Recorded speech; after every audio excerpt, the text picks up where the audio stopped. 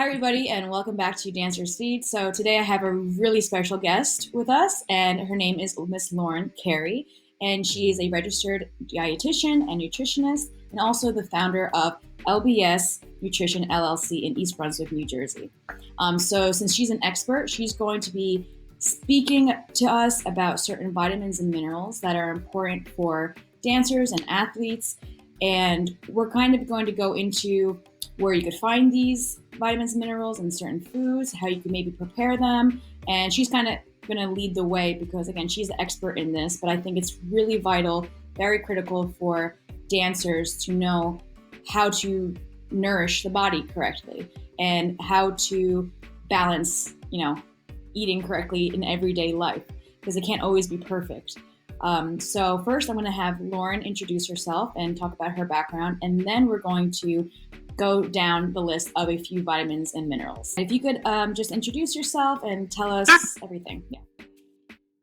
Thanks so much for having me, Allison. I've heard so much about your YouTube channel, and congrats on having it go so well.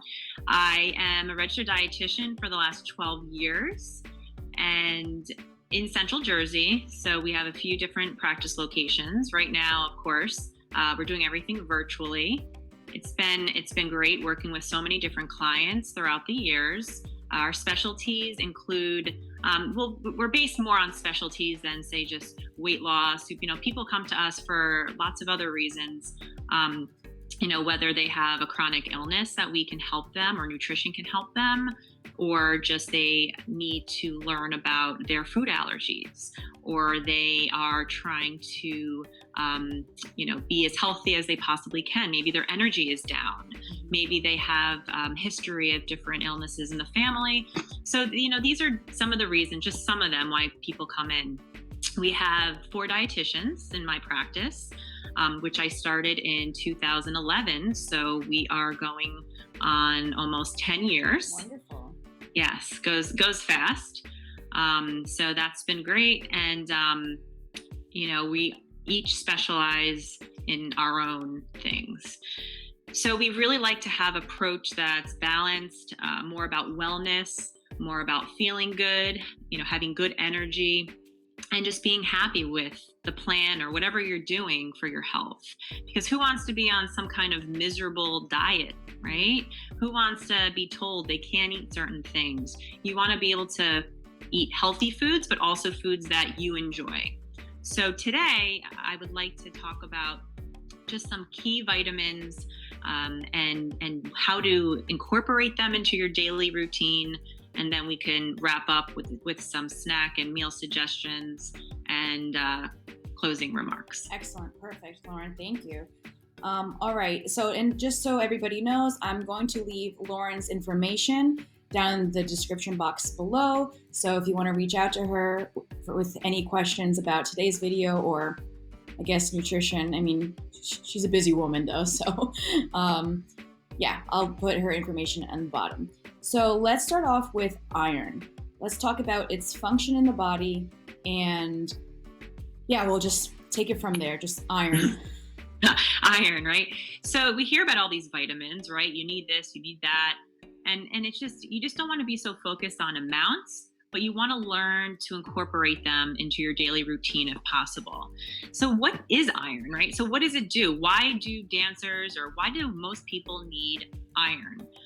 Well, it helps transport oxygen throughout the body, muscles, organs, and tissues. So of course, being a dancer, it's important.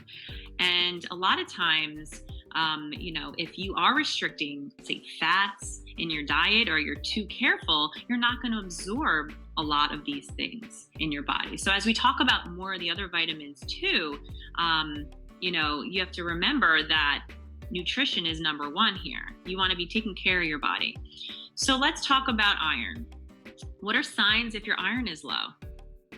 How do I know? Now, a lot of these signs could be signs of other things too. So you don't want to get too excited if you have one of these symptoms.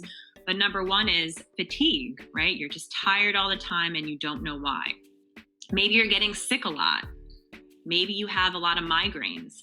Now, these could be other signs of other issues, but you want to get your iron checked, especially if you're vegetarian, right? If you don't eat meat, you want to make sure you're getting iron from your diet. And you also want to couple it with vitamin C. So just as a side note, if you are vegetarian, just make sure you talk, especially to a dietitian or your doctor, because you may need a supplement. And you don't want to Google, because Google's not going to give you all the answers that you need for you. So feel free to, you can reach out to me or talk to your doctor, whoever. So what are iron sources? Obviously your meats, beef, chicken, turkey, eggs, anything from an animal pretty much has iron. What are plant sources, right? So if you do want to have a mix in your diet of animal and plant-based, spinach, right? So Popeye likes his spinach, whole grain bread, lentils, beans, and fortified cereals. So fortified cereals, of course, are big in the United States because they add vitamins and minerals in the process. So like grains, milk, and orange juice are fortified with vitamins and minerals, iron being one of them. So also vitamin C, like you mentioned. So what has vitamin C? If you're eating, say, some lentils, or you're eating some spinach, which also has vitamin C and iron. So spinach is a superfood, right? Try to eat that all the time. Say you're eating beans, right? So what vitamin C can you add? You could add spinach, broccoli, strawberries, lemon. You can actually drink lemon water while you're having those foods to enhance its absorption. Let's talk about calcium. Again, what is its purpose in the body? How does it function? And where can we get calcium? And are there other vitamins and minerals that help with the absorption of calcium? So calcium, as many know, obviously are key for your bone health, teeth, also with muscle contraction. So all important for our well-being and for us to function and do our best. The requirements are actually greatest in childhood, also when in pregnancy and times like that. But getting the right calcium is really important in childhood. It's needed for accurate, good bone growth. So let's talk food sources. So I'm sure a lot of people know that it's in dairy, right? But what else? Other foods? So eat your greens, broccoli, kale. It's also in oranges. It's in shrimp. It's in, as far as the dairy, ricotta cheese. I don't say it like a true Italian, but that's actually the highest calcium of the bunch. And then, of course, milk and yogurt.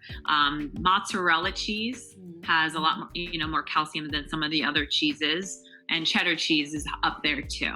Okay. So there's also fortified foods like your almond milk, orange juice, breakfast cereals. So all of that has calcium too. So I think to finish the bone health though, is also that vitamin D. So we should probably couple vitamin D because calcium, so vitamin D is also needed for strong bones too, right? And it aids in the absorption of calcium. Right. So we got to keep all that in the same kind of thought process. So obviously it's key for our bones and our teeth and everything. So I just want to say that together. So together with calcium and D, you help, protect yourself for bone loss. Right. But I also heard that vitamin D is important for mood. Mood, immunity. So now it's getting a lot of hype with, the virus.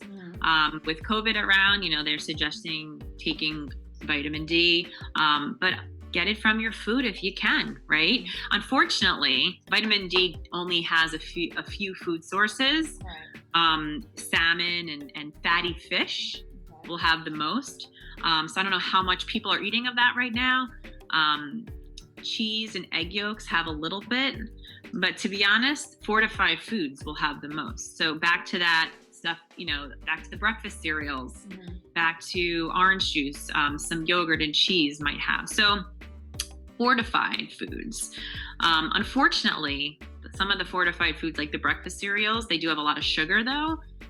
So you want to try to choose a breakfast cereal that's going to be less than 10 grams of added sugar. So now the food labels, right? Now they have a section, the new ones have added sugars on them. I see. So you want to make sure you have less, and you also want to make sure fiber is involved. Right. So, for example, if you're eating kashi, goleen, right?